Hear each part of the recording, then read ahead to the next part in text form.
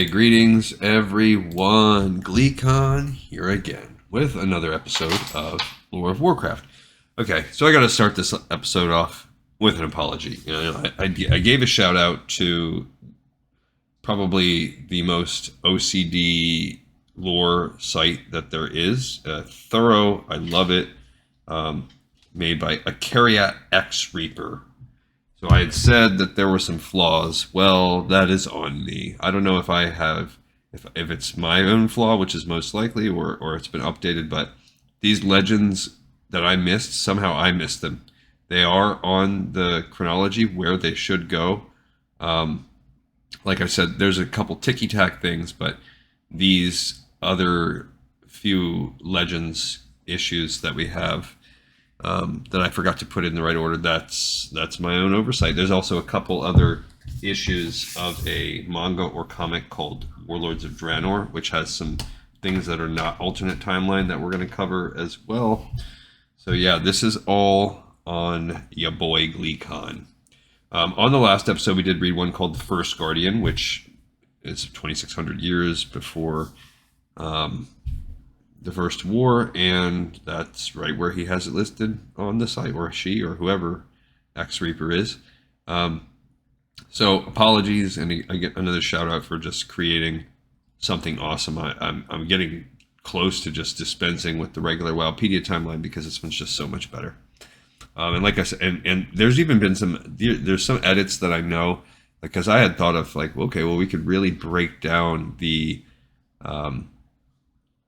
Warcraft Chronicles some too and get real strict with it. Well, he's even got, or they have even got page numbers now, and it's become even a little bit more thorough when it comes to that. So it's pretty awesome. That's been curated a lot more. One thing, if you're interested in ever checking out their timeline, is not to mention he also has them by release date, if you prefer to read publishing date. And there's a third, let me see what, there's a third way to sort as well, by resource type. So if you want to just look at the comics, or just look at the books, or just look at the game. He also has, and this I've skipped on purpose, he has every in-game lore object put it into chronological order. I'm not going to include those because we're going to read those as we come across them when we play. I just think that those will be cool refreshers. And then there was something called the Warcraft Encyclopedia that was a very long, thorough, it was essentially the precursor to Chronicles that used to be on the Warcraft site. You can still find them, all of the entries, like on Wowpedia out there. They're just no longer on the Warcraft site, so I guess they're not. It's not that they're not official canon. They've just been, the site has done away with them, and I guess they rely on Chronicles to do a lot of the heavy lifting. But if you're interested in reading all of those technically now defunct lore in their order, there's a lot of info too. And I've glanced through some of them because I considered including them, but it is really almost just retellings of everything that we've read. It's something I would consider reading at a later date, but I just didn't feel like it added enough to be worthwhile including on this channel yet.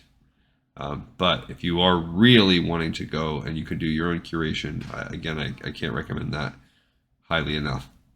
If you want to stay a while and listen, we're going to read the first of a two-part by Christy Golden. She's obviously the she does a huge amount of heavy lifting when it comes to the lore. Like they have she does other things too, but she's earning her paycheck from Blizzard.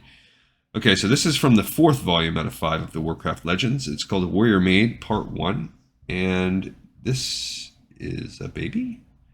I believe this is the story of Draka. I don't know if that's baby Draka or if that's Draka as the mama. We're going to find out here as we continue along. Yeah, so I'm looking forward to this one, and hopefully you're ready to check it out too. Got some more crafting something. Many years ago, the world of Draenor was not as it is today. It was a beautiful world, healthy and thriving. It was home to many exotic, beautiful, and dangerous animals, and home as well to the shamanistic orcs and the peaceful Draenei.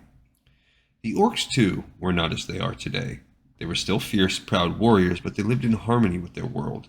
They prayed to the spirits of their ancestors. They celebrated the turn of the seasons, and honored rites of passages such as initiation ceremonies, unions, deaths. There we've got some cool wolves. Ah! That's what I would sound like if I gave birth. And births. So now that makes me think that's baby Draka. And there's possibly Draka's parents holding baby Draka. Everyone's around as there was a water birth or something. This is my daughter Draka, daughter of Kelkar, granddaughter of Rakish. I present her to her clan, the Frost Wolves, for their blessings. I, Garad, chieftain of the Frost Wolves, do now declare that Draka is under my protection. Oh, this is a different guy. May she bring honor and glory to the Frostwolf clan. She's kinda scrawny, isn't she? Duratan, give her a blessing, son. Oh, so this is Duratan holding baby Draka? I hope that you grow up strong and healthy and fight really well. But young Duratan was not alone in his observation. So fragile, too fragile. Did you see how pale she is? Her skin is fawn-colored, not a good solid healthy brown like the rest of us. Poor little thing, it's going to be hard for her. That constant cough doesn't bode well at all. Good thing she wasn't born a bone chewer, they'd have drowned her at birth. But one among them was not so quick to judge. Perhaps you are too frail, child, or maybe the ancestors and the elemental spirits have some special plan for you, eh? I ask the blessing of the spirits of earth, air, fire, and water, and the wilds upon this child. May ancestors watch over her. The seasons turned. Draka surprised many by surviving. Even so, she was thought of as the sick one, unable to participate fully in clan life. Although she did try. Fire! Fire! You're not strong enough to help. Get out of our way, sick little rabbit. I can't. Left it. Baby sick Draka. What is that horrible noise? Is that you run? Oh, that's Blackhand. Blackhand, do not mind her. She is only... Poor, what a sickly, wretched thing you are. I always said the Frostwolves were soft. If you had been born to the Blackrock clan runt, I'd have drowned you at birth myself. But such are not our ways, Blackhand. Come, let us get this fire under control. Get out of my sight. Your weakness disgusts me.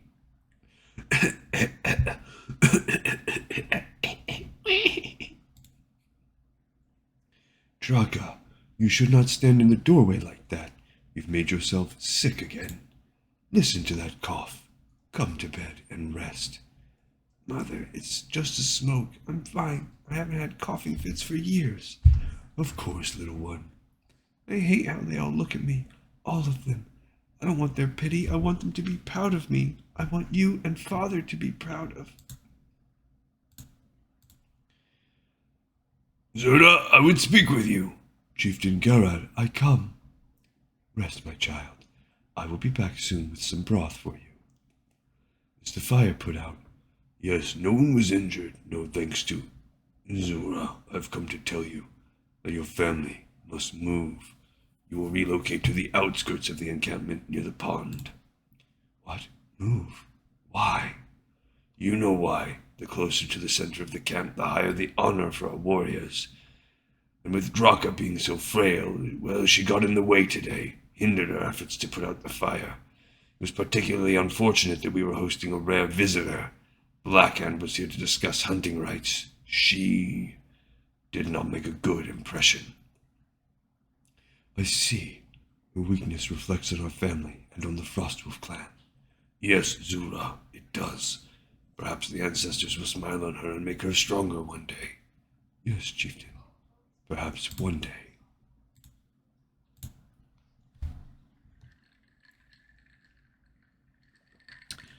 And so Draka's family, an embarrassment to the Frostwolf clan, left the center area of the village to dwell on the outskirts. Draka knew it was all because of her. She sat by the pond alone, thinking, praying to the ancestors, until one day she reached a decision. Mother Kishore, I seek an audience with you. Come in, Draka. Come in. I think I know why you have come. Do you? It is not difficult to figure out. I have come to ask for your aid, to beg for it if necessary. My family is punished because of this frail body of mine. A few years ago they were forced to move because of my weakness dishonored the clan. And now Chieftain Garrett has told them we cannot attend the Kosharg festival. Surely the spirits, powerful as they are, can do something to make me strong and fit, something to make me a proper Frostwolf warrior. Draka, you and your family have prayed before for such a blessing. What makes you think the spirits will grant it now after so long? Because this latest shame to my family. I can endure being the cause of such shame no longer.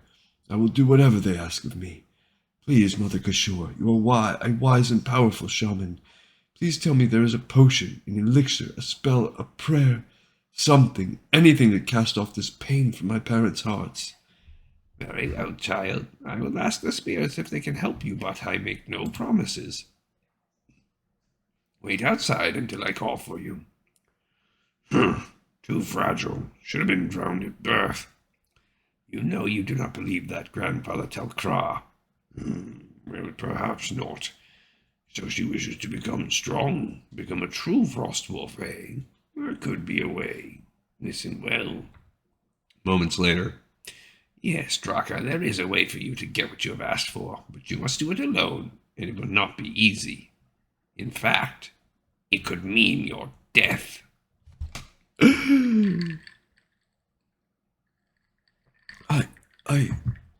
So be it.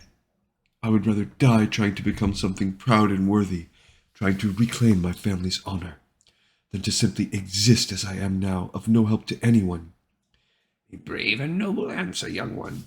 Now let me tell you what you must gather for the spell. A warrior needs speed and grace. Bring me the wing feather of a wind rock you have slain with your own hands, and the spirit of the wind rock will gift you with these qualities. A warrior needs the support of her clan, for not all challenges can be met by oneself. Bring me the horn of a Talbuk those beautiful herd creatures who are so devoted to one another. Then you will know, as the Talbuk does, that you are never alone. And finally, the last item. A warrior needs strength and determination. Bring me the fur of the mighty Clefthoof, whose spirit shall bless you with his fearlessness. Face and slay these creatures, Draka. Bring me the 3 items I ask of you. From these ingredients I will make the potion I promised, and you will become a famed warrior of the Frostwolves. Are you certain, Draka? Such beasts are dangerous quarry even for experienced hunters, and you are not. I know, but I have to try. I have to win back the honor I have cost you. You don't deserve to be punished because of me. And so Draka embarked on her quest. Her parents did not expect her to return, and neither truly did Draka. She had never been allowed to hunt, had seldom built a fire. Boom. Boom.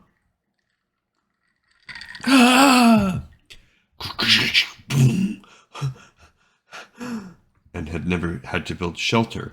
It was as if nature itself was against her. If she could not do these simple, basic things, how could she complete so daunting a task as the one she had been set? But though her body was weak, her mind and wits were not.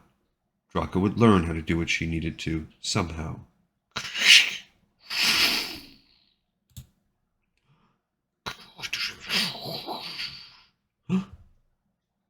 There you go. She made a fire from the storm.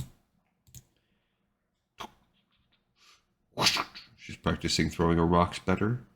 She's making her snare, catches a rabbit, stuns it with a rock, spearing some fish. So she's learning how to hunt, learning the basics of survival. Cool. It had taken the turn of more than one moon, but finally Draka had mastered the basics of survival in the wilderness. Now she was ready to take on her first challenge, the wind rock. to hunt out here in the open on the plains, but every night they go back toward Terakar Forest. They must roost there. I hope they sleep very soundly, and I hope everything else here here does too. I'm probably only going to get one clear shot. Better make it count, ancestors. Guide my aim. Ah!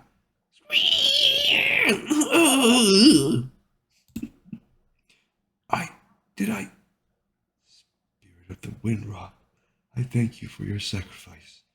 Because of you, I am one step closer to becoming a true Frostwolf warrior. Oh, that was it. That was a shorty. That was actually the last. It is a two-parter, so we'll go ahead and read the second one in the next episode. Because Warcraft Legends Volume 5, which we'll look at that in this picture, concludes the two-part story. But yeah, that was shorter than I thought. Okay, cool. So we have another episode in the pipe, 5x5. We've seen some beginning Draka. Obviously, we should have read that one, I don't know, maybe 5-10 years before the Dark Portal. So definitely a while back. All right. We got another episode in the pipe, 5x5. As always, I thank everybody so much for watching and listening, and I will see you next time on Lore of Warcraft.